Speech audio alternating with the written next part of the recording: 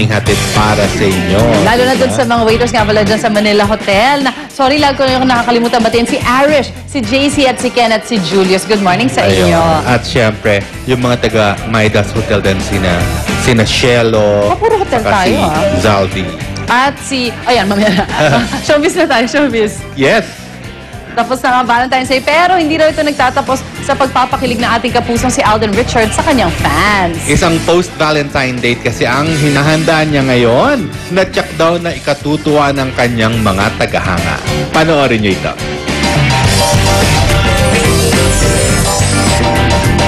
Inulan ng samot-saring tanong ang young actor na si Alden Richards nang sumalang ito kahapon sa live chat ng IGMA. At ang isa nga sa pinakamaintrigang tanong na ibinato kay Alden ay kung ano nga ba ang ideal girlfriend nito. I shouldn't say hindi ako mahilig sa maganda, pero hindi very Pinay. Mahilig ako sa talagang Filipino beauty. Yung morena na tama lang yung height, tsaka talagang yung personality. Laking bagay. Samantala, magkakaroon daw ng post-Valentine's date si Alden sa February 16 matapos i-announce ng aktor sa kanyang Twitter account ang balak nitong magkaroon ng isang video date. Marami tuloy babaeng fans ang aktor na nag-tweet upang magpahayag ng interes na sumali at makadate ito. Sana pumunta sila lahat. Sana, kasi ako excited ako makita sila. Sana excited din silang makita ako. Ayon pa kay Alden, sisiguraduhin daw niya na magiging super special at memorable ang date niya sa kanyang fans. Basta mag-iisip ako ng isang way to make it more special, more exciting, na hindi magsisisi yung mga pumunta na nakipag-date sila sa akin.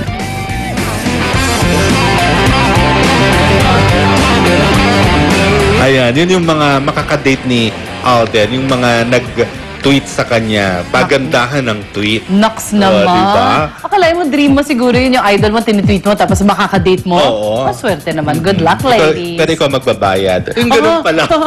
Siguro payag din sila. Okay naman, lipat naman tayo dyan sa Cavite, Kuya Lar. Yes, kung saan nandun si Drew para sa ating mga seafood chips. Ayan, go Drew! Thanks, guys. Love the color combination, yellow and red. Okay, ito na po yung finished products ng kanina pa natin niluluto. Unahin na natin sa crispy tahong. There you go. I'm pointing. There. 45 pesos to 67.50. Now, squid rings naman na binibenta nila. Maliit ay 45 pesos. Medyo malaki ay 56 pesos. Andiyan na syempre yung squid head. Same price range. Ito yung mga budbud. Ito yung mga pwedeng ihalo sa salad. See? Pwede rin, katulad na sinabi ko, pwede rin ihalo sa mga pansit. Or ako, sinabi ko, champurado. There you go, mga kapuso. Alam mo, nasarapan na nga kayo, nakatulong pa kayo dahil yung percentage po ng benta na to ay pupunta sa isang fund para sa education and shelter assistance ng mga economically challenged youth. How good is that? That's what life is all about. Being happy and helping one another. So mula dito sa Cavite, balik muna tayo sa studio. Kaon? Kaon. Come on. Come on.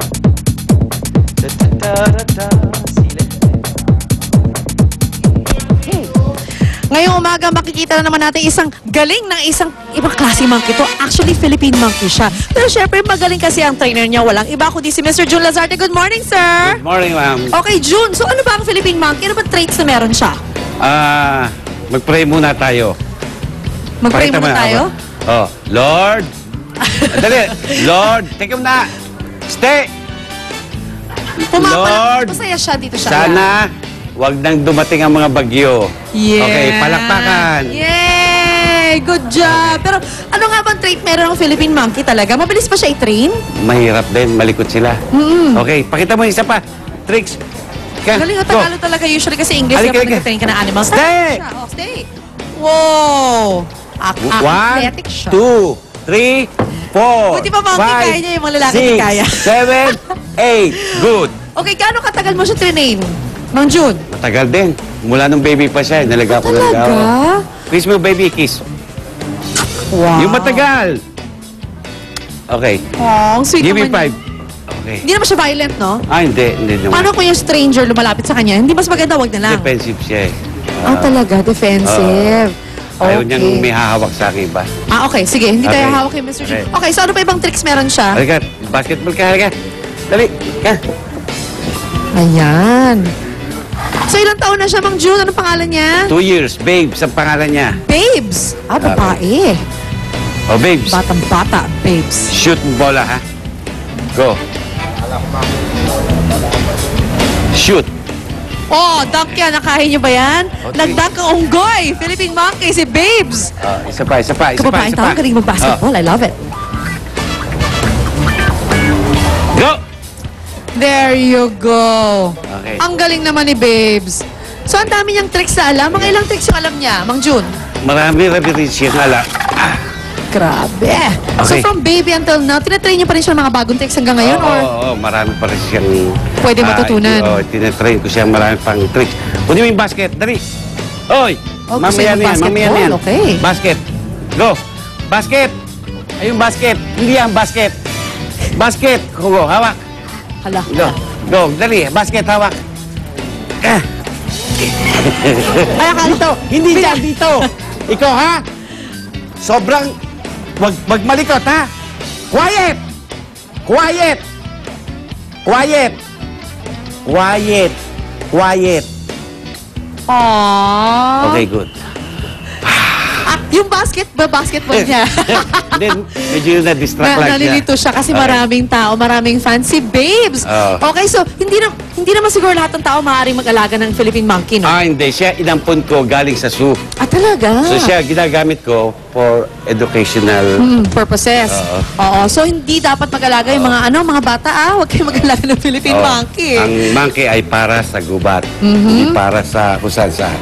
At syempre, kailangan mahalin ang mga... At kailangan mayroon kayong knowledge na mag-alaga ng hayop tulad ito. That's right. Hindi basta-basta. Syempre, tao rin they're, di ba, creatures. Kaya maraming salamat, Mang June. Thank Thank you you, ma'am. very much. Ayan, mga kapuso. O, di ba, ang galing. Kaya niyo pa mag-train ng ganyan. Huwag niyo nang i-attempt. Pang-professional lang siya. O, balik po agad ang unang hirit. Pia Arcangel would like to thank Missy, Revlon Cosmetics, Palamuti. Connie Season would like to thank Revlon Cosmetics, Ayora, Fanny Serrano Salon. Luan D would like to thank Fanny Serrano Salon, Active White Health and Beauty Center, Revlon Cosmetics, Palamuti, Terra Nova. Monica Garalio would like to thank Palamuti, The Skin Specialist by Dakota G. Marquez, Vivere Salon. Unang hirit would like to thank Ensha by Leslie Diaz. Unang hirit, ang saya-saya. Sa unang hirit.